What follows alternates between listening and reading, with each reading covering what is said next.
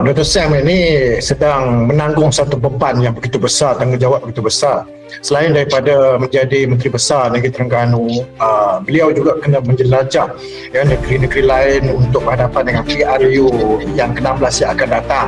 Dan bagi saya agak silaplah sebenarnya membuka ataupun mengetengahkan Dr. Sam ini sebagai pengurusi, kerana lebih baik beliau diletakkan sebagai pemimpin negeri berbanding mengangkat beliau ke peringkat nasional. Itu yang pertama.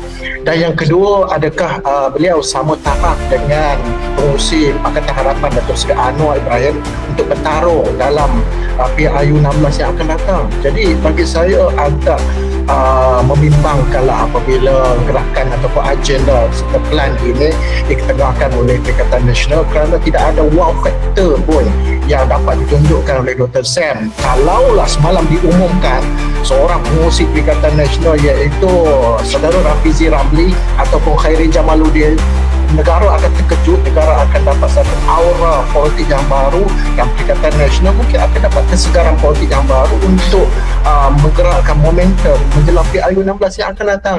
Jadi bagi saya ini merupakan satu langkah ke belakang yang digunakan oleh PAS mencalonkan Dr. Sam. Yang kedua, Dr. Sam mesti menunjukkan bahawa beliau sebagai pengurusi Perikatan Nasional, dia mempunyai satu wawasan yang jelas di peringkat nasional. Apa yang membimbangkan adalah Dr. Sam setakat ini hanyalah pemimpin yang memimpin Terengganu dan tidak ada pendedahan yang meluas di peringkat persekutuan. Tidak ada pengalaman menjadi menteri di peringkat persekutuan misalnya, dan hanya baru-baru ini selepas beliau menang pelihara kecil di Kemamah itu, beliau menjadi ahli parlimen.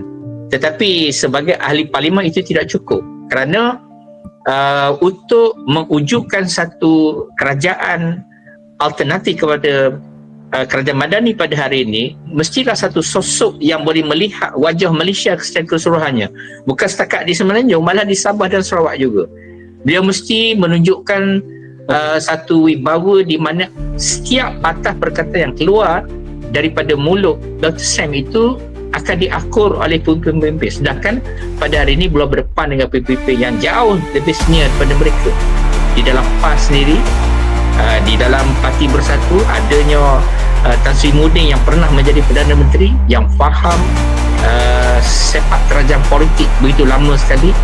Malah Hamzah Zainuddin juga yang sekarang menjadi satu proksi yang lain di dalam Perikatan Nasional. Jadi semua ini adalah pada saya adalah satu cabaran yang besar yang saya anggap mempunyai latar belakang yang menarik, latar belakang yang cemerlang sebagai seorang ahli akademik, seorang tokoh teknokrat dan profesional yang boleh diyakini. Tetapi pengalaman itu masih belum mencukupi.